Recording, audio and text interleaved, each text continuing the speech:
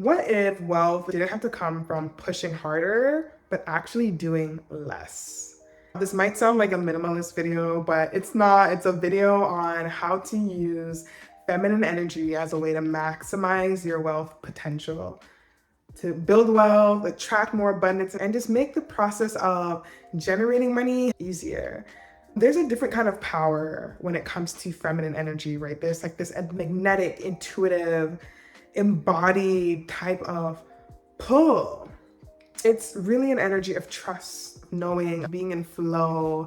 And I think we need to learn to embody a lot of this in our lives, both men, both women, because with men, patriarchy, there's definitely an overabundance of, I guess, the negative aspects of masculinity. It's like a hyper masculinity problem, and having to prove that you are masculine enough when no one's asking you to prove anything, and not in a way that, especially if it's in a way that's not healthy, is actually harming your own psyche and self and the other men around you. And then for women, there are women who have a hard time stepping into femininity. With the feminist movement, a lot of women finally reclaim their ability to do what men could do and step into masculine roles and energies, which I think is great because we should know when to utilize both.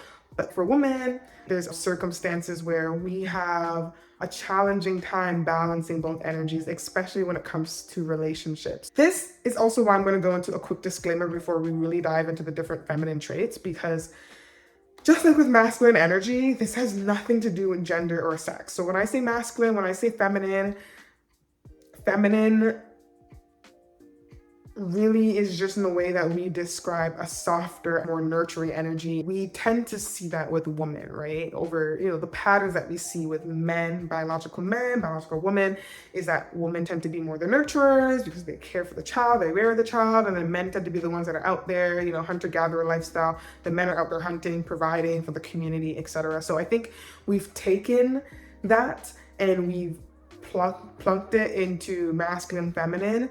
But I believe that both women and men have the capability to do what each sex is known for doing. And it's just culture and society has conditioned us and trained us to think that only one type of person can embody and embrace more of that energy than someone else. At the end of the day, if you know how to wield either energy to get what you want, to manifest, to manipulate, whatever circumstances you're in to get what you want, all the better. So I'm gonna put you on some game on how to master the feminine energies to attract wealth, abundance. Let's go. So an easy way to kind of understand feminine energy, I like to give visuals. So in the masculine video, I gave the shape of a square. In this video, I'm gonna give the shape of a circle. So when you think of feminine energy, it's this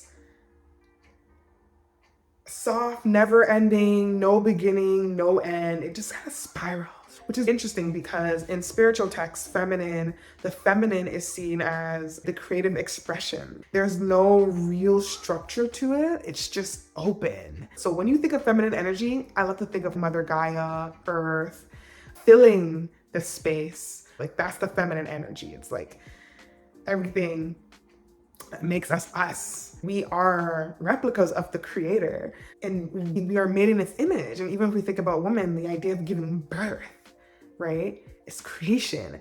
Also, the feminine energy is seen as chaotic. So if you think about a circle, it's just like so much things could be going on in that circle. There's just things are bouncing around. Almost even, I don't even like to give a shape. If I have to give a shape, it's a circle, but really there should be no shape at all when it comes to the feminine energy, because really the shape is really the masculine energy. The shape creates the container which holds everything, but feminine energy is. You think about the universe and galaxies, and it's beautiful, but it's chaotic. So much going on. How do we get to this point? We'll never know, but it just keeps going. The galaxies keep growing. The universe is forever expanding. That's how feminine energy feels. It doesn't chase, it attracts. Masculine energy is going after what it wants. It's laser focused, has a goal, has a vision. Feminine energy is just enjoying what's here. I'm here, I'm just being.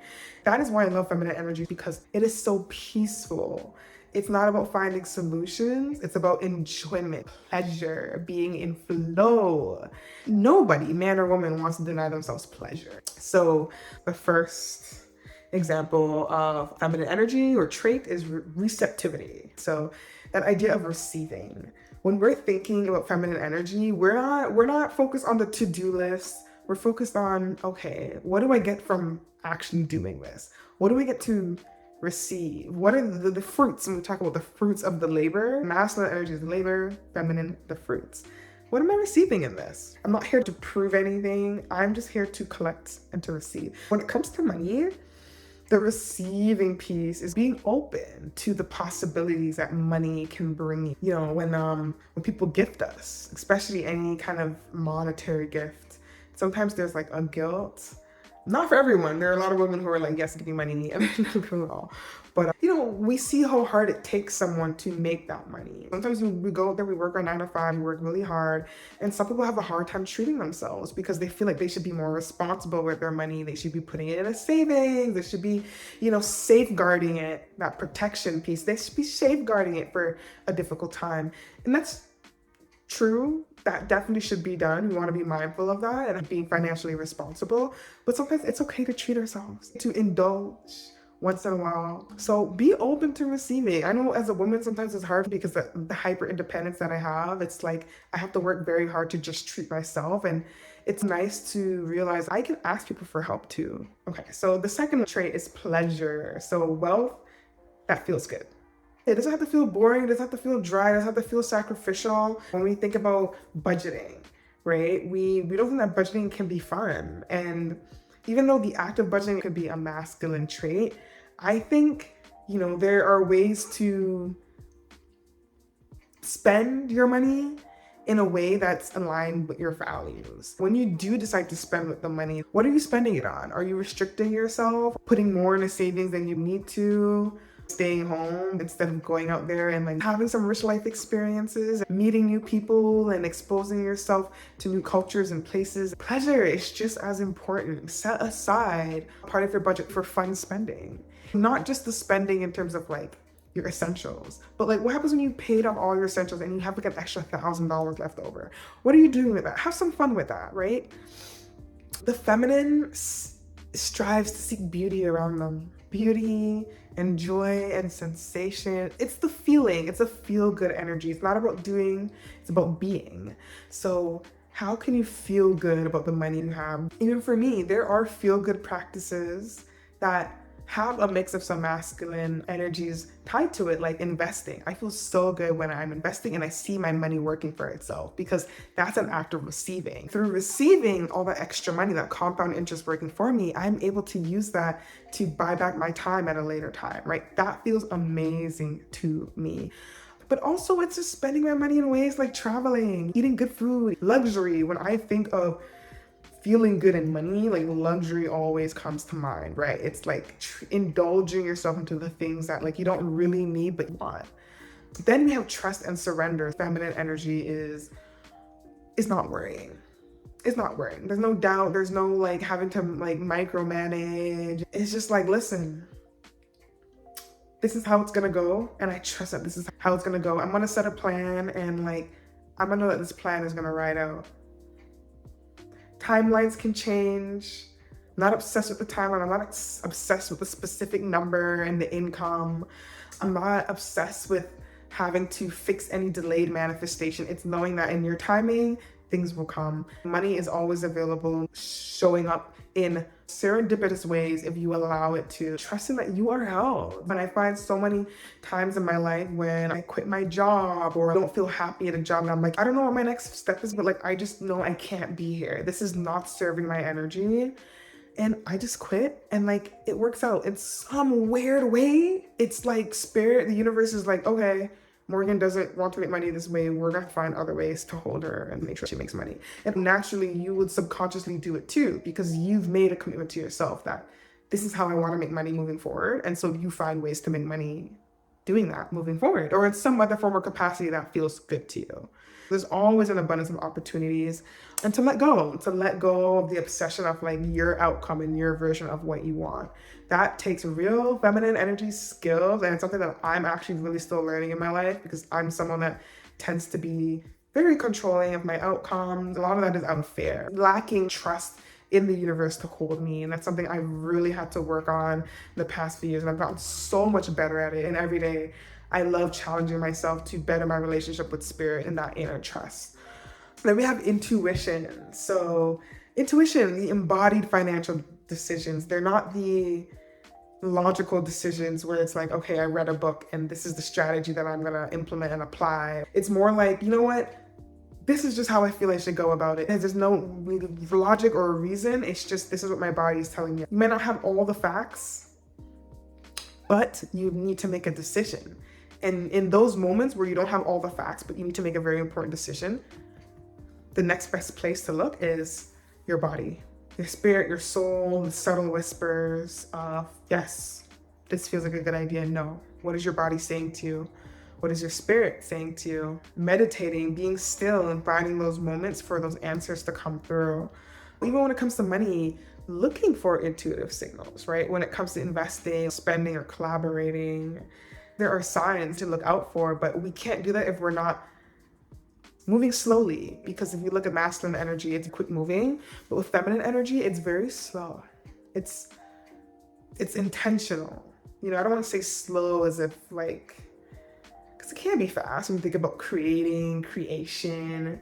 That can be done fast, but most of the time it's a process, a birthing process. It takes time to be in labor to give birth to the baby. You don't just, you're not just pregnant and you pop up the baby just like that. There's like a maturation process. And so that is part of the feminine energy, that maturation process. And listening to your gut, your body, that inner knowing, and to make slow decisions, mindful, intentional decisions. Magnetism is just as important. That difference between being and doing. Feminine wealth isn't just about chasing, in your business or when it comes to your money, hustling nonstop, constantly trying to prove your value. Be who you are authentically. Trust the process. When you focus on being the vibrational match for what you want, manifestation happens for you so much easier. The things that you want in your life will just instantly, not instantly, but in the terms of reality and our timelines, it will happen sooner than you even sometimes think. Because when you're forcing and you're pushing things, you're creating resistance, and energy doesn't like that. Energy likes to be in flow, especially feminine energy. So you need to know when to push. There are moments when you do need to chase, you need to push, you need to work towards something. And then there are moments where it's like, okay, I've done all I had to do. Now I just need to lean back and trust. Match the energy of the future version of myself that already has what I'm working towards. That's where magnetism comes in. Knowing the difference between being and doing, and integrating all of these together to get the best outcome. So feminine energy is the soul of abundance, right? The freedom, the pleasure of being able to do what you want with your money, enjoying that because you took care of it through masculine means. The feminine and the masculine are not enemies. They need each other. But the better you're able to embody and integrate the feminine, especially as women, it's maybe much easier. We've been conditioned to be nurturers, and we've been conditioned to lead with our feelings and our emotions, but it depends on circumstance.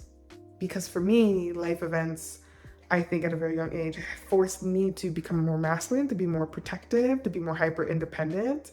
And so I have to do the unlearning and to embrace and embody more of this feminine way of being and living in a slow pace and being okay with not always having to chase and to just receive, and realizing I don't actually have to work really hard to receive. When it comes to money, investing is a great example of that, because when you invest, you have compound interest working for you, right? So that's how I kind of like to see the feminine energy. It's compound interest. It's like having this energy work for you. Yes, you do the hard work initially, then it's like you sit back and you let that hard work. You let that hard work, you bury that hard work into the ground, you water it, you sprinkle some fertilizer, you let it, make sure that it's outside in the sun in a good area where it gets lots of sunlight, and then just watch it grow. And then when it grows, then you can harvest it, you can eat it, you can enjoy the fruits of your labor. So I just want to invite you to reflect on how are you going to embody some of these feminine traits. If you're a woman, You know, where are you putting too much effort and not allowing things to unfold naturally? Where are you forcing financial goals or expectations to show up in your life, and when, in timelines maybe? Yeah, where can you soften? Where can you soften along this process towards building wealth? How can you have more fun along your journey of building wealth? How can you learn to receive more in ways? I think practicing gratitude is such a great way to see the abundance all around you, and it becomes easier to see how much you're actually receiving. Like, you actually have so much. So being able to practice gratitude is a great feminine trait. Is to sit back and be like, wait, what do I already have? Masculine energy is like, what don't I have enough of? And let me go after it. Feminine energy is like, what do I have enough of that I can sit still with and enjoy, you know, because of the hard work I've done? Or even if you didn't do the hard work, what am I allowed to just enjoy just because I'm me?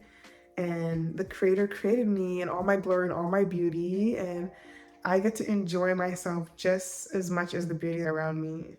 So if you found this video to be helpful, please like and subscribe, drop a comment, share how this video has inspired you or helped you learn something new about yourself. Definitely watch out the other video on masculine energy if you want to learn how to better utilize the two. Bye guys.